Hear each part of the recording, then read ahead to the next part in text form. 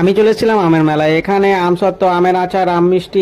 প্রথমে ভাবলাম এখানে মিষ্টি দই, কিন্তু এখানে পাওয়া যাচ্ছে আম দই। এখানে দেখো বিশাল এরিয়া নিয়ে আমের মেলা বসেছে। মেলার ভিতরে একটা আম গাছ দেখতে পেয়েছি। আম গাছে অনেকগুলো আম আছে, কিন্তু আমের যোগানদার নেই। এই জন্য ভাবছিলাম আমটাকে পেরে নিয়ে বাড়ি যাব। এখানে অনেকগুলো, এখানে ছোট বড় কাঁচা ফাটা সব রকমের আম পাওয়া যায়। এখানে দেখো প্রতিযোগিতা হয়ে যাচ্ছে, প্রতি জায়গায় ছোট বাচ্চাদের কার্টুনও দেখতে পাওয়া যাচ্ছে। এই মেলায় অনেক রকমের দোকান বসেছে। দোকানে আমের আমের মেলাতে অনেক রকমের খাবার জিনিস পাওয়া যাবে, তোমরা ইচ্ছে করলে নিয়ে যেতে পারো বা খেতে পারো।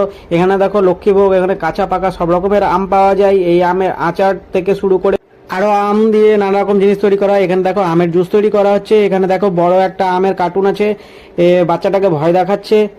এখানে ছোট বাচ্চাদের বড়দের গেঞ্জি পাওয়া যাবে, আমের ছাপা, আমের গাছ ছাপা, যেমন আরো নানা ধরনের গেঞ্জি দেখতে পেয়েছি। কচ্ছপটা অটোমেটিকলি নড়াচড়া করছে। এখানে নানা রকমের ঘর সাজানোর জিনিস পাওয়া যাবে, বাচ্চাদের খেলনাপাতি। এখানে নানা রকমের মূর্তি ঘর সাজানোর জন্য পাওয়া যাবে।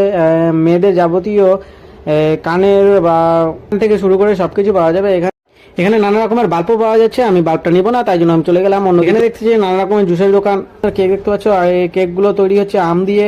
এখানে দেখো একটা ছোট্ট বাচ্চা নিবে বলে জেদ করেছিল।